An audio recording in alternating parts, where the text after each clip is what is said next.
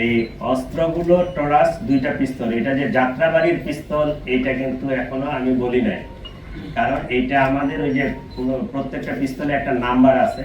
এই নাম্বারটা আমরা যেহেতু কালকে এটা উদ্ধার হয়েছে, আমরা আমাদের ওই লক শাখায় যারা অস্ত্র ইস্যু করে তাদেরকে দিব, তারা রেজিস্টার চেক করে বলতে পারবে যে এটা কোন থানা থেকে মিসিং হয়েছে বা কোন এলাকা থেকে মিসিং হয়েছে। এইটা হচ্ছে পরবর্তীতে। আর 5 রাউন্ড যেটা বললাম, ওই আমরা এই যে 77 রাউন্ড গুলি পাইছি, 5 রাউন্ড গুলি হচ্ছে পুলিশের। তার মানে পুলিশ যে গুলিগুলো ব্যবহার করে, এই 5 রাউন্ড হচ্ছে পুলিশের।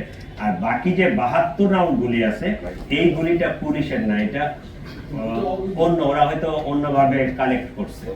ভাইয়া একটু বলবেন অটো সজলের পিসিপিএসটা একটু বলবেন। আর এই যে এতগুলা গুলি, মানে 72 রাউন্ড গুলি, টোটাল 77 রাউন্ড গুলি, এটা তো চারটিখানি কথা না।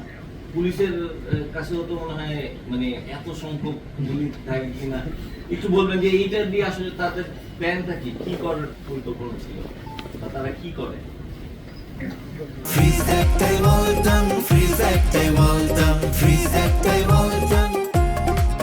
যেখান থেকে সূত্রপাত, জুলাই মার্চের 2 তারিখে আপনারা সকলেই অবগত আছেন যে মাদকদ্রব্য অধিদপ্তরের কয়েকজন কর্মকর্তা একটা অভিযান পরিচালনা করছিল। সেটা হচ্ছে সায়দাবাদ রেল গেটের ওইখানে।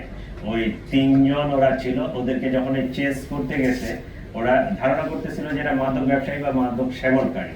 চেস করতে গেছে তখন কিন্তু গুলি করে ওরা পালাই যায়। আমাদের আশেপাশে তখন তো ট্রাফিক পুলিশ ছিল, এরা চেস করে তাৎক্ষণিকভাবে ওখানে কিন্তু একজনকে ধরছিল, সম্ভবত